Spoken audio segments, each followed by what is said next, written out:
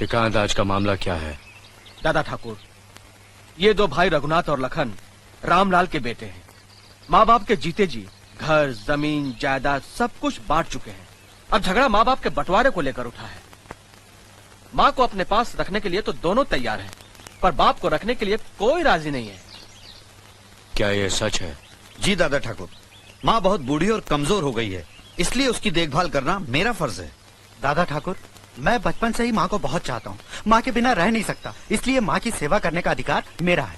वैसे भी पिताजी भैया को बहुत चाहते हैं, भैया को उनकी देखभाल करनी चाहिए। कितने बच्चे हैं तुम्हारे?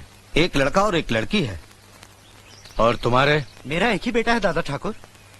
अच्छा, तुम दोनों में से जो भी अपनी माँ को अपने पास रखना चाहता है, उसे अपने पिता के पास अपने बेटे को भेजना होगा, क्योंकि बुढ़ापे में उनकी सेवा करने वाला कोई तो चाहिए ना। ये कैसे हो सकता है? 10 साल से जिस बेटे को प्यार से अपने सीने से लगाकर रखा है, उसे अपने से अलग कैसे कर दें? मेरे बेटे के भाग नहीं फूटे हैं जो ससुर जी की सेवा करने का दुख झेले। चाहे तो देवर जी सासू जी को अपने पास रखें। तो क्या मेरे बेटे के भाग फूटे हैं? सासू जी को भले जेठ जी ले जाएं।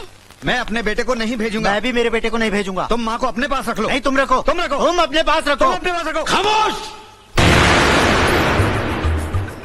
तुमने अपने बेटे की परवरिश सिर्फ 10-12 साल की, और आज जब अपने पिता के पास भेजने की बात आई तो तुमसे बर्दाश्त नहीं हुआ। छटपटा गए तुम दोनों। और जिन माँ बाप ने 40 साल तक दिन रात अपने सीने से लगाकर फूलों की तरह तुम्हें पाला, पढ़ाया लिखाया, शादी की, अपनी जमीन, जायदाद, रुपया पैसा सब कुछ तुम्हारे हवाले कर दिया, उम्र के आखिरी इस दौर में उन्हीं माँ बाप को जुदा करने की जलील हरकत कर रहे हो तुम दोनों। अरे कोक में अपना लहू पिला पिला कर जिसने तुम्हारी रचना की, तुम्हें जीवन देने के लिए मर मर कर कई बार जो जी है बेचारी, वो है तुम्हारी माँ। अपना खून जला जला कर तुम्हें रोटी खिलाने वाला, अपनी खुददारी पर चोट खा खा कर तुम्हें खुशी देने वाला वो इंसान तुम्हारा बाप है। और इन्हीं माँ बाप की जिंदगी भर की दौलत है तुम दोनों भाई। मुझे मालूम है तुम दोनों अपनी माँ को अपने पास क्यों रखना चाहते हो, ताकि वो तुम्हारे घर में खाना बनाए, तुम्हारे कपड़े धोए, तुम्हारे बच्चों की देखभाल करे, और तुम्हारी बीवियां पलंग पे लेटे लेटे हुक्म चलाए। तुम्हें माँ नहीं चाहिए, तुम्हें मुफ्त में काम करने वाली नौकरानी चाहिए, नौकरानी। बाप इस बुढ़ापे में कमा नहीं सकता, तुम्हारे खेतों में हल चला नहीं सकता, बोझ लगने लगा है तुम्हें, इसलिए अब तुम्हें बाप की जरूरत नहीं। और जिस दिन तुम्हारी माँ से भी घर का काम नहीं हो सकेगा, तुम उसे भी कचरे की तरह घर से बाहर फेंक दोगे। अरे नालायको, माँ बाप को अपनी पलकों पर बिठाकर उनकी सेवा करना तो हमारा परम धर्म है। मैं ये नहीं कहता कि मंदिर बनाकर अपने माँ बाप की पूजा करो, मगर किसी मंदिर के सामने अपने माँ बाप को भीख मांगने पर मजबूर तो मत करो। बुढ़ापे में पति पत्नी का रिश्ता दिया और बाती जैसा होता है, बाती को अलग कर दो तो दिया बुझ जाता है। वैसे ही इस उम्र में इन्हें अलग कर दिया तो ये मर जाएंगे। इतिहास गवाह है, जो माँ बाप की इज्जत नहीं करता वो बेटा कभी सुखी नहीं रह सकता। हमें माफ कर दीजिए दादा ठाकुर, हमें माफ कर दीजिए, हमें माफ कर दीजिए। माफी मुझसे नहीं, अपने माँ बाप से मांगो जिनका दिल तुमने दुखाया है। अब इनकी आखिरी सांस तक तुम्हें इनकी सेवा करनी पड़ेगी, वरना तुम इस गांव में नहीं रह सकते। यह हमारा फैसला है।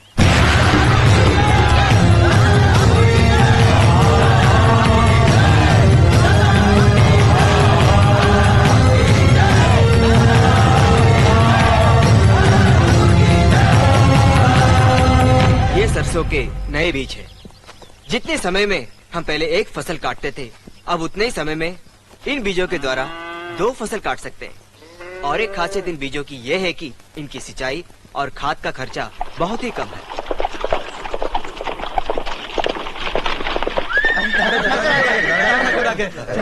आइए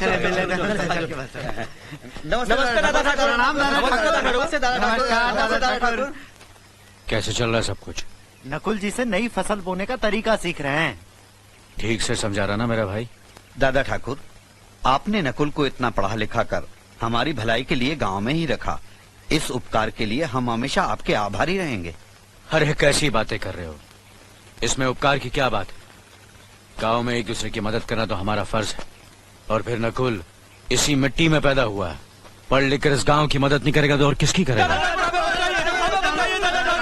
क्या बात है, सब ठीक तो है? कुछ गुंडे हाट में आकर मारपीट कर रहे हैं। हाँ दादा ठाकुर, हमारा माल तोड़ फोड़ दिया। गुंडे लोगों को तंग कर रहे हैं। और तो कुछ छेड़ रहे हैं। हमें बचा लीजिए ठाकुर, बचा लीजिए। आप लोग फिक्र मत कीजिए, मैं अपने भाई अर्जुन को भेजता हूँ, वो सबसे निपट लेगा। आप लोग जाइए।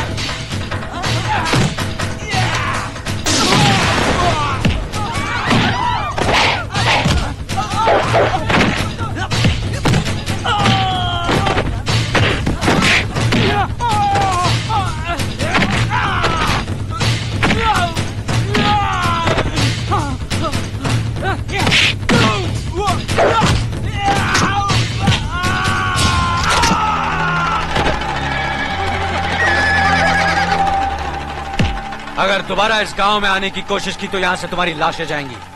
ये दादा ठाकुर का हुक्म है। चल हट। घोड़ों को चारा खिला दिया कलबा? भैया ये घोड़ा सिर्फ आपका ही हुक्म मानता है, किसी को हाथ तक लगाने नहीं देता, उल्टा लात भी मारता है। वो क्या है नकुल, जो ज्यादा पढ़ा लिखा होता है ना उसे ये बहुत लात मारता है, और जो मेरे जैसा अनपढ़ होता है ना उसे बहुत प्यार करता है। क्या? हाँ मैं हाँ सच। अर्जुन, नकुल, जल्दी आओ, नाश्ता लग गया है। भाभी भागो। फिर शुरू हो गए तुम लोग? भाभी चलो बैठो। कमाल की भूख लगी है भाभी, सही वक्त पे बुला लिया आपने हमें। लो खाओ। भाभी जलेबी कहाँ है? अरे वाह, इतनी प्यार से बनाई है, इतनी आसानी से थोड़ी मिल जाएगी। सब्र करो, अभी ले आई। सुबह सुबह जलेबी खा रहा। मोटा नहीं होगा तो क्या होगा?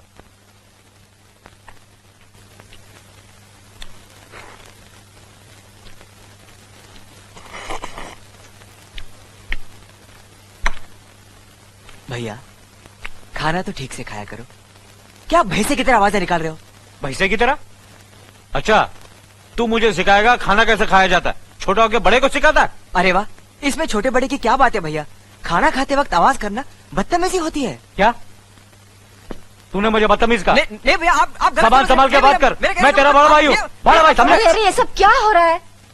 उफ, आप लोग नाश्ते की टेबल पर बैठे हो या मैदानी जंग में? हाँ भाभी ये कह रहा था कि मैं भैंसे की तरह खाना खाता हूँ। भैया आप झूठ बोल रहे हैं। भाभी मैं ऐसे कह सकता हूँ? मैंने तो सिर्फ इतना ही कहा कि खाना खाते वक्त आवाज करना बदतमीजी अरे होती है। जरा पढ़ के लिया, अपने आप को अंग्रेज समझने लगा। भैया इसमें अंग्रेज की बात कहाँ से और आ गई? क्या? आप तो कुछ भी बोलते अरे रहते हैं। चुप! आप दोनों खामोशी से खाते हो या खोले हम जादू की पुड़िया? जादू की पुड़िया? नहीं समझे? नहीं। अजी सुनिए। अरे भैया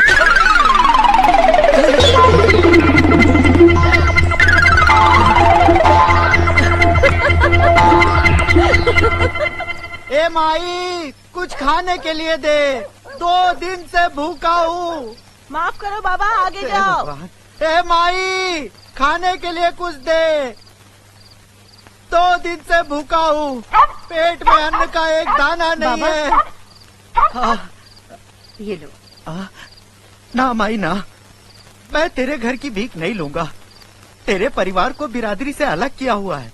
अगर मैं तेरी भीख लूंगा तो इस गांव में मुझे कोई भीख नहीं देगा। क्षमा करना।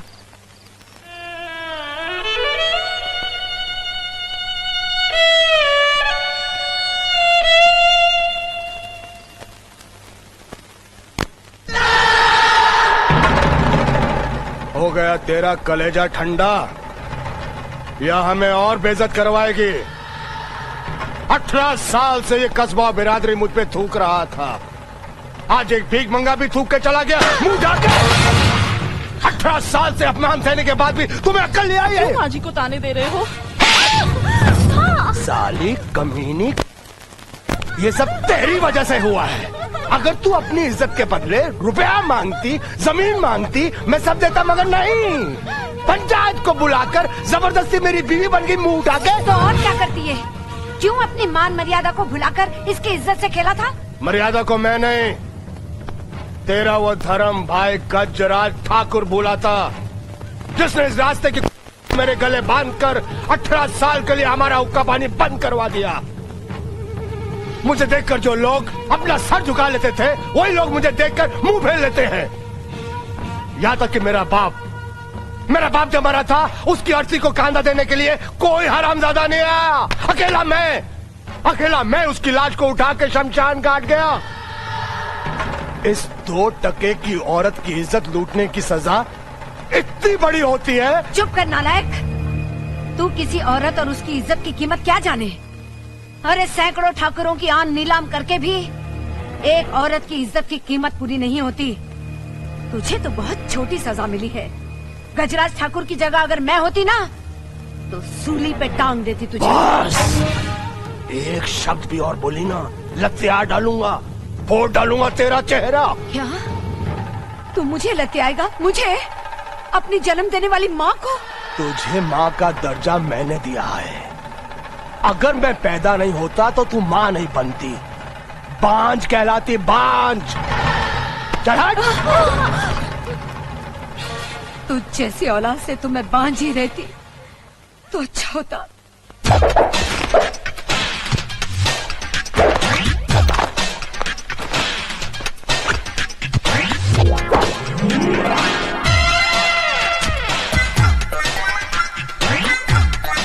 मेरे बाप, तू जहाँ भी है मैं तुझे ढूंढ निकालूंगा। चल।